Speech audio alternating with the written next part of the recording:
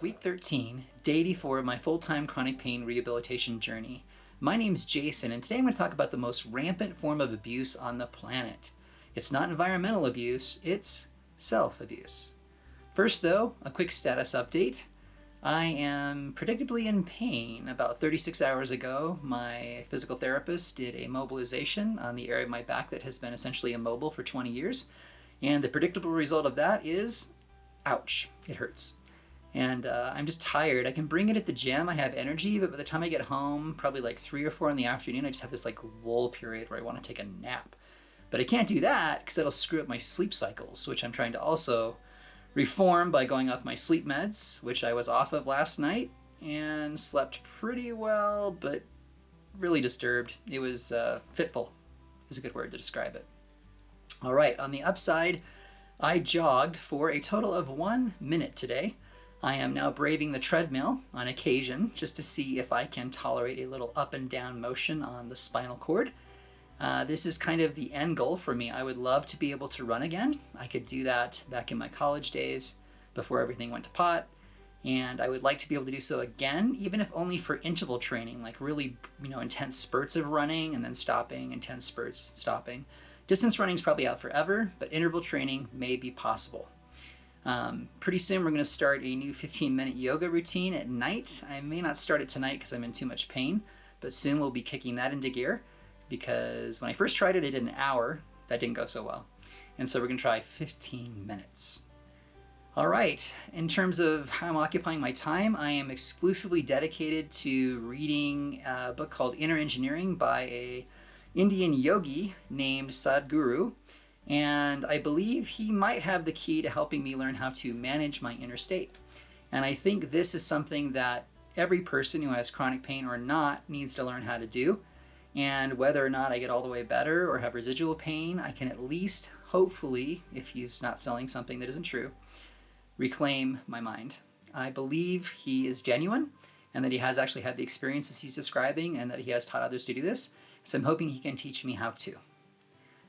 As for today's tip, it is to fight in real time.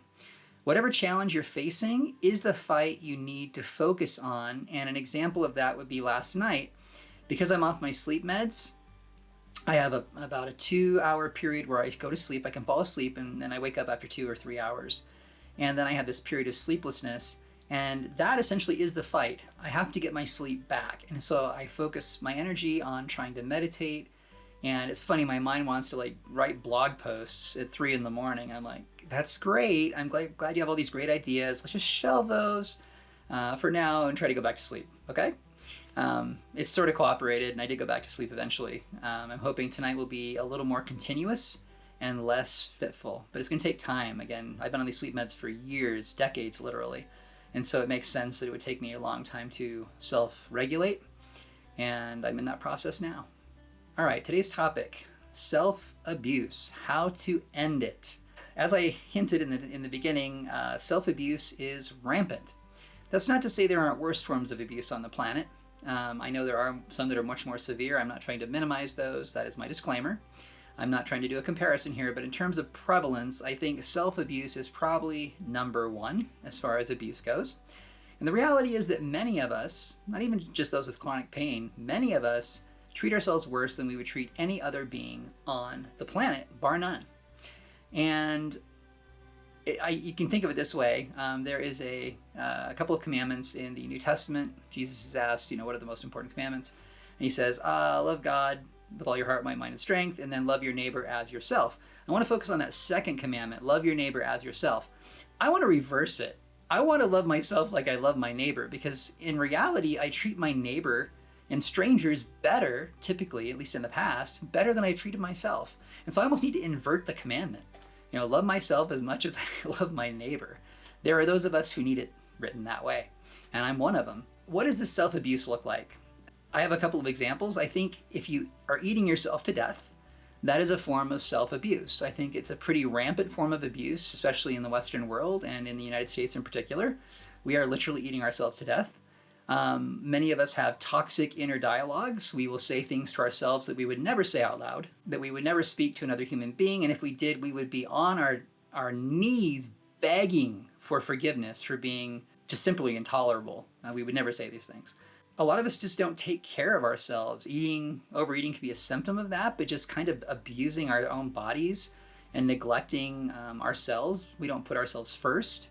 Our needs always kind of go to the back of the line.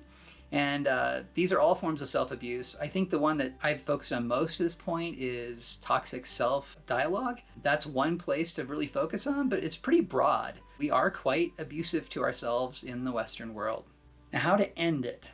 Here, I think there are a couple key points. And the first is, I did a video on day 70 called How to Find and Nurture Self-Love. I suspect that people who do abuse themselves don't have enough self-love. Or if they do have some, they haven't nurtured it as much as they should. And I have a formula for doing this, and I've described it in day 70, so I'm not going to go into great detail. You can go watch that video if you want it. But basically it boils down to this. Discover what you love about yourself, if you have certain intrinsic attributes that you like about yourself.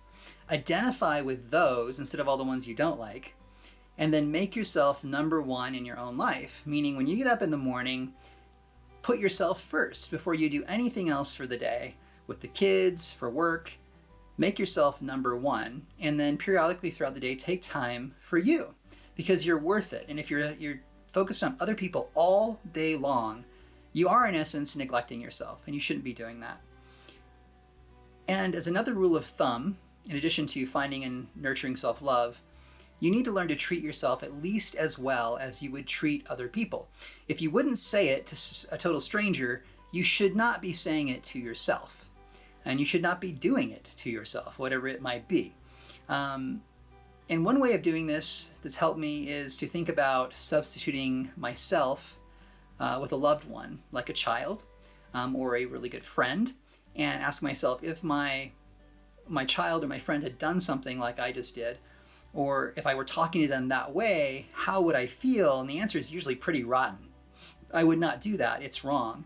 And so if it's wrong for them, it's wrong for you. So love yourself at least as much as you love your child and you love, say, a best friend, as a general rule. Fighting for your life means ending self-abuse. It's long past time to end the most toxic relationship you have in your life, the relationship with yourself. If you find my videos helpful, please pass them along and don't forget to subscribe. And until next time, keep fighting for your life.